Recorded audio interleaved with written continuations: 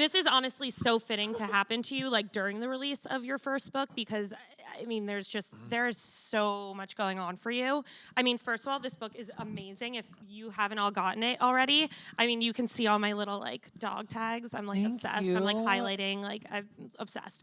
But one of the things that I wanted to talk to you about was taking it back before you even started writing, because there is a lot in here. You're bearing your soul, and a lot of it has to do with traumatic events. And I know with trauma, it's kind of difficult to organize that and recall certain events.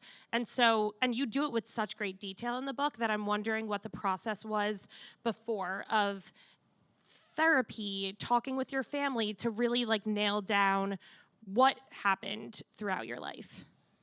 Well, I'm really into therapy. I've been in therapy at least like once a week for a long time. So therapy's really helped me. It's really helped me be able to learn like useful coping mechanisms and tools to handle like a lot of the effects of the abuse and trauma that I've endured, which to me is like way more of the point than like the abuse itself. So I guess to answer the question as far as like what I said to my family, like my mom and dad, if I mentioned them in the book, like where I mentioned them, I definitely had them like read all of those passages and make sure that they were like comfortable with everything that I wanted to say.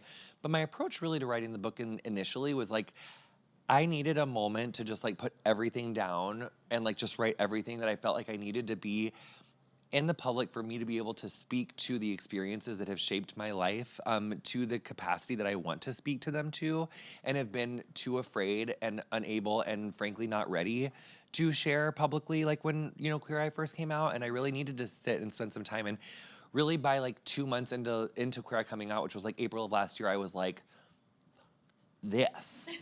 Like, I need to speak about this because, you know, I have not always been as successful as I am now. I have not had the platform that I always have. And you know, and with that platform has changed, you know, it's changed my privilege. It's changed my access to quality healthcare. Like it has changed everything. And so I really felt like I needed to speak truth to power and speak about how hard it was for me to navigate the stigma associated with HIV, for instance, and how difficult it was for me to access the healthcare that I needed and to figure out like what to do and the steps to take. And yeah, so I didn't really ask a lot of permission. I did ask, you know, the people who I spoke about like by name, like if I was worried about something that I was going to include, I would run it past them. But this was really like more about me wanting to process like everything that I've went through to get to where I am, with like the caveat of like I wanted to leave my 2 cents on several issues, really with no community in mind, just for like anyone that wanted to read it.